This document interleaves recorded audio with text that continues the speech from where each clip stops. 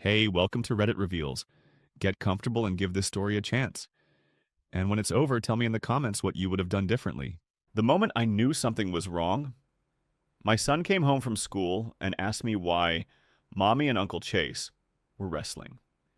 He was 7, just got off the bus, walked straight into the living room where I was folding laundry, dropped his backpack, and said it like it was nothing. I asked him to repeat it. He did. Said he saw them through the window in the garage.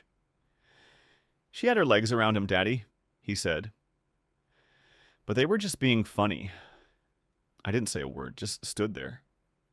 My hands were shaking so bad I dropped one of Ellie's socks. My stomach twisted in on itself like I swallowed broken glass. Uncle Chase wasn't her brother.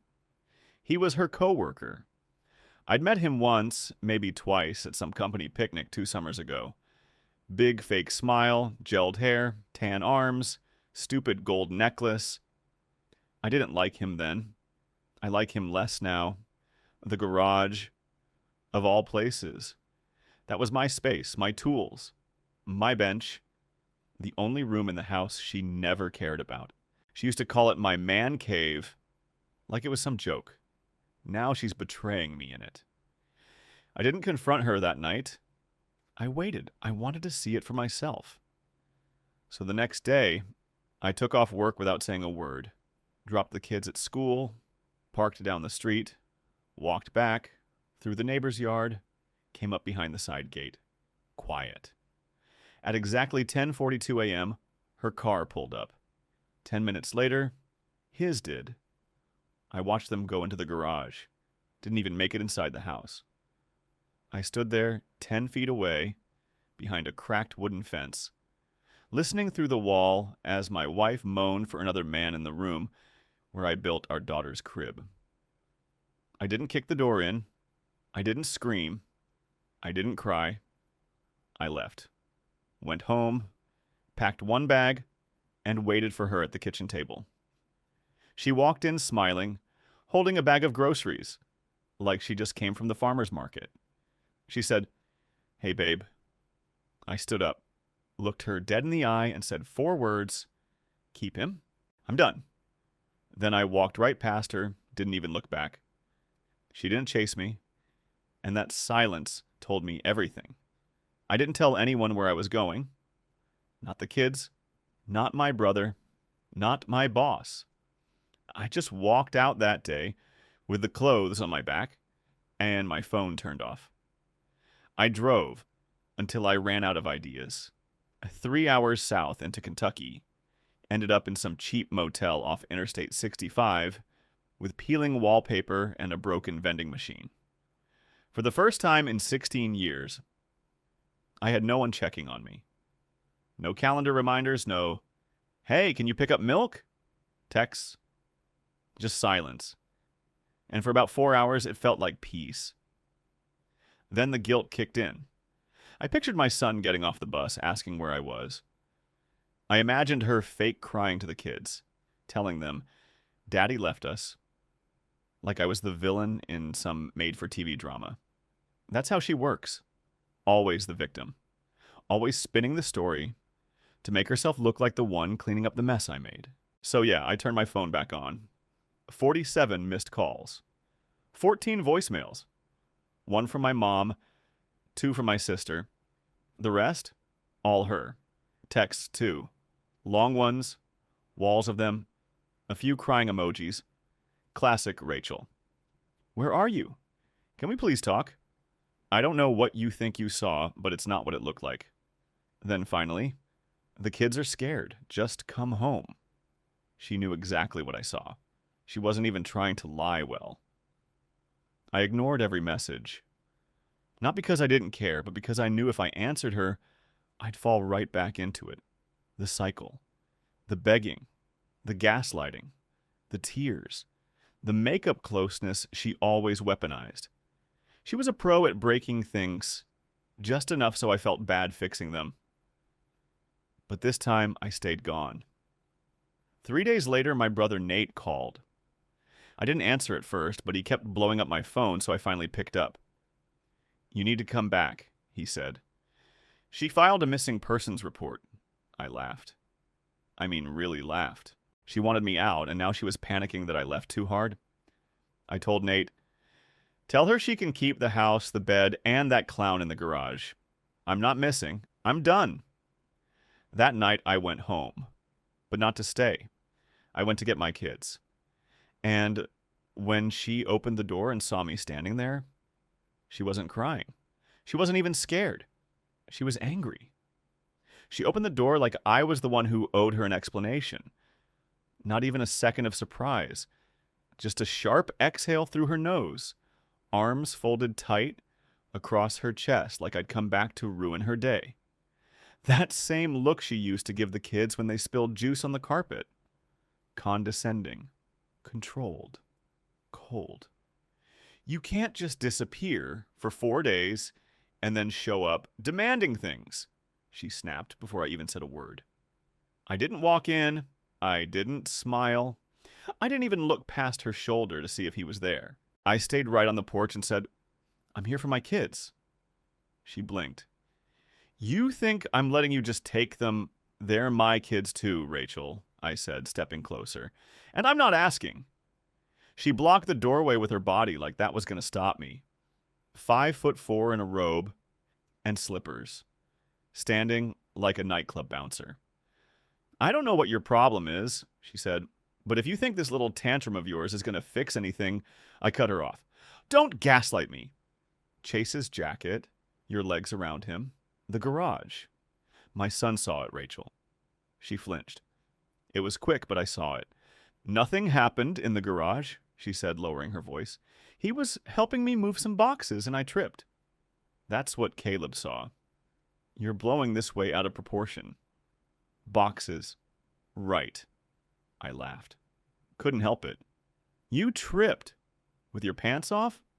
Her eyes narrowed. She didn't answer. I pushed past her, and she didn't fight me. The kids were in the living room, frozen, like they'd been coached to stay quiet. Ellie hugged me. Caleb looked scared. I looked back at Rachel, who was now leaning on the counter, arms shaking just enough for me to notice. "You want to lie to yourself. Fine," I said. "But don't you dare drag the kids into it." "I'm not," she snapped. "But what kind of father just walks out like that? You abandoned them." "No," I said, grabbing the overnight bags I packed months ago and stashed in the hall closet. "I left you. There's a difference." She stepped in front of me again, hands out, trying to soften her face, her tone, everything. "Dean, come on. Let's just sit down and talk. Just you and me." I zipped up Caleb's bag and looked her straight in the eye. "There's no more you and me?" Then I picked up my kids and walked out the door. It only took her 3 days to turn into the victim. I hadn't even unpacked fully at my brother Nate's place when the phone started lighting up with messages from people I hadn't heard from in years.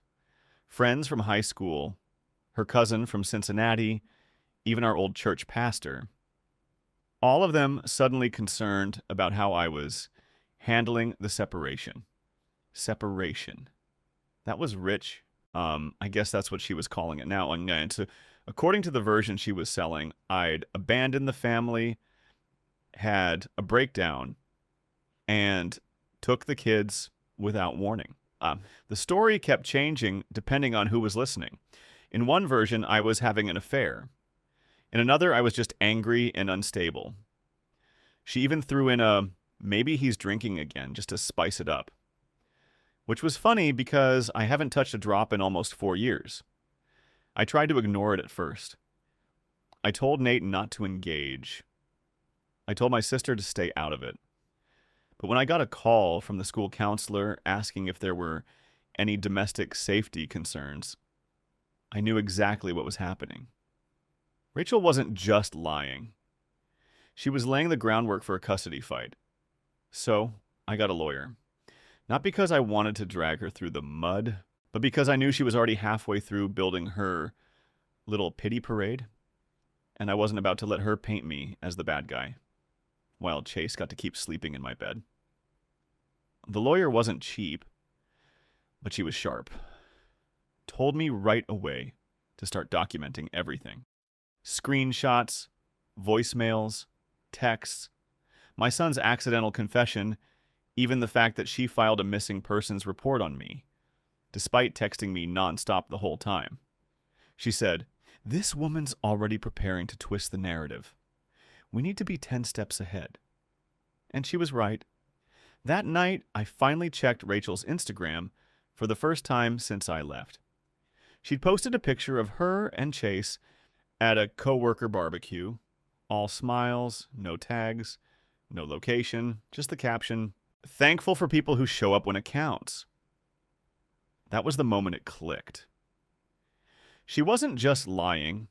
She was training people to side with her, lining up her audience, pretending to be the heartbroken wife while slowly slipping this guy into our lives like it was normal. But she had no idea I'd already planned my next move. The following morning, I went back to the house, alone. I showed up at the house just after noon. I knew she'd be home. Her little remote work schedule was always predictable. Lunch break, around 12:30, yoga mat out by 1, then a conveniently flexible block of calls until school pickup. I parked 2 houses down and walked the rest of the way. I didn't knock. I used my key because I still legally live there and because I wanted her to feel what I felt. Ambushed, exposed, cornered. She was in the kitchen, barefoot in leggings, mixing something in a blender like she hadn't spent the last week trying to erase me from my own life. She turned, startled. "Dean, what are you doing here?" I closed the door behind me and held up my phone. "I brought proof." She rolled her eyes. "Dean, come on. We've been over this."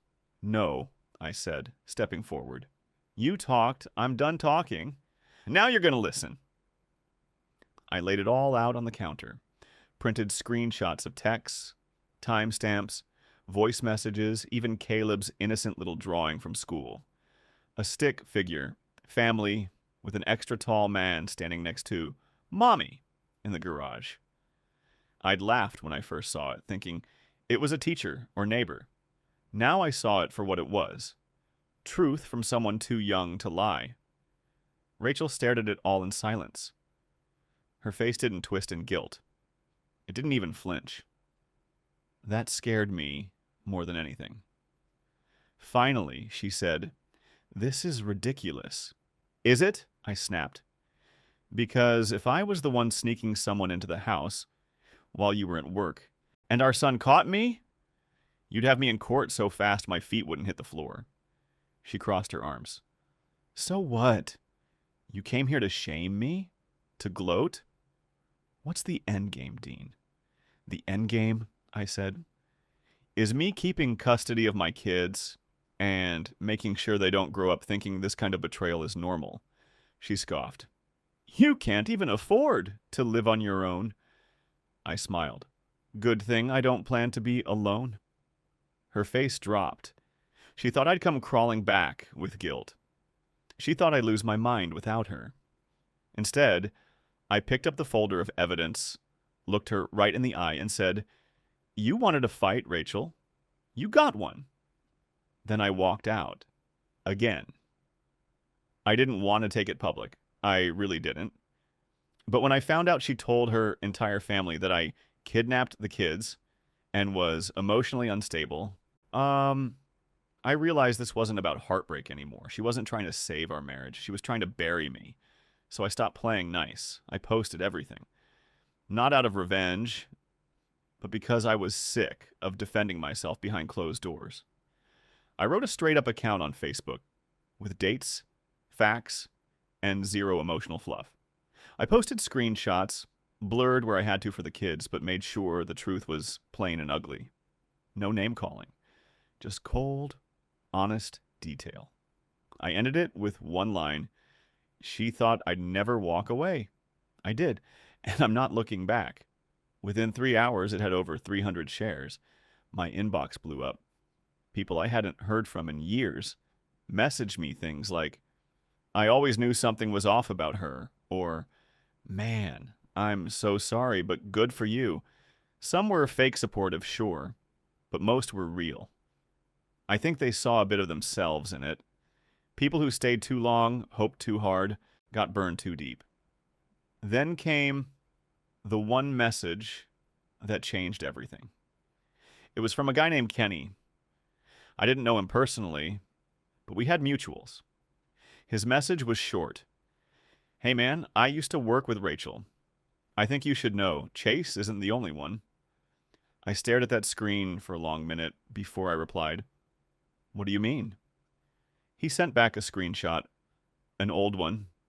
Rachel and some guy I didn't recognize at a concert in Louisville last year. Way too close. Arms around each other, and the caption on her private story, Best work trip ever. Quick pause. Tell us in the comments what you would have done if you got a message like that. I felt the heat rise up my neck. This wasn't just one mistake. This was a pattern. She wasn't sorry she cheated. She was sorry she got caught. And if this Kenny guy knew about it, chances are a few others did too. While I was home doing homework with the kids, she was out testing how far she could push the lie without breaking it. I sent Kenny my number. We talked on the phone for 20 minutes. He didn't hold back. Apparently, Rachel had a reputation at work. Married, sure, but emotionally open, as she put it. And Chase? He was just the most recent. That night, I hired a second lawyer. This wasn't just a divorce anymore. Now it was war. By the end of that week, Rachel's perfect little version of events had completely fallen apart. Turns out, Kenny wasn't the only one with a story. Once my post started making rounds, a few more people reached out, quietly at first. A former co-worker of hers messaged me that Rachel had been flirty to the point of uncomfortable at a company retreat 2 years ago. Another guy, someone she dated before me, sent me a heads up that she'd pulled this same emotional abuse line on him after he caught her cheating. She had a playbook, and I'd just never seen the full thing until now. Then came the best part. Her little gym boy, Chase, he broke up with her. I didn't even have to do anything. Word got back to him that she'd been with other guys before him, and apparently that broke the fantasy. According to one of his friends, who screenshotted their group chat, he called her deeply manipulative and said he felt like just another guy on her list. She'd lost me, lost her side guy, and now her narrative was slipping right through her fingers. So what does someone like Rachel do when they lose control? She doubles down. She showed up at Nate's house. No call, no warning. Just pulled into the driveway in her shiny white SUV, like we were still living in the same fantasy, where I opened doors for her and bit my tongue to keep the peace. I was outside. Raking leaves with Caleb, I saw her step out in sunglasses, no makeup, messy bun, the frazzled mom look. A performance, like always. Can we talk? She asked, barely glancing at our son. No, I said. You can talk to my lawyer. She sighed, took a step closer, dropped her voice like she thought we were in a soap opera. Dean, this is getting out of hand. You're poisoning people against me. Our kids are confused. Do you really want this to turn ugly? I put down the rake and stared at her. It's already ugly, Rachel. I'm just not pretending anymore. Her lips tightened, but she didn't argue. Instead, she crouched down, gave Caleb the fakest hug I've ever seen, and told him she missed him. He didn't hug her back. He just stood there, stiff, eyes darting at me. She got back in her car without saying another word. The next day, I filed for full custody. The day we went to court, Rachel showed up like she was auditioning for a feel-good courtroom drama. White blouse, soft curls, no jewelry. She even brought her mom for backup, sitting in the front row looking like a wounded angel.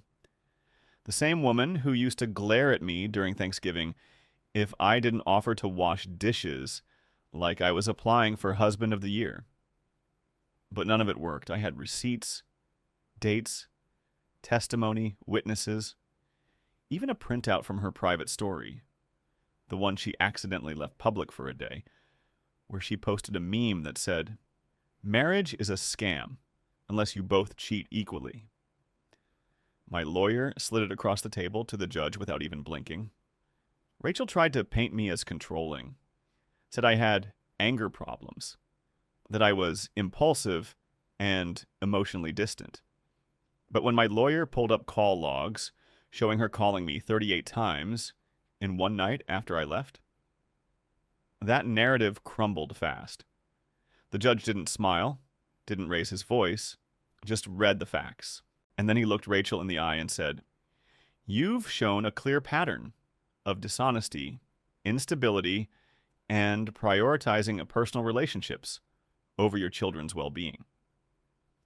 He granted me primary custody that day.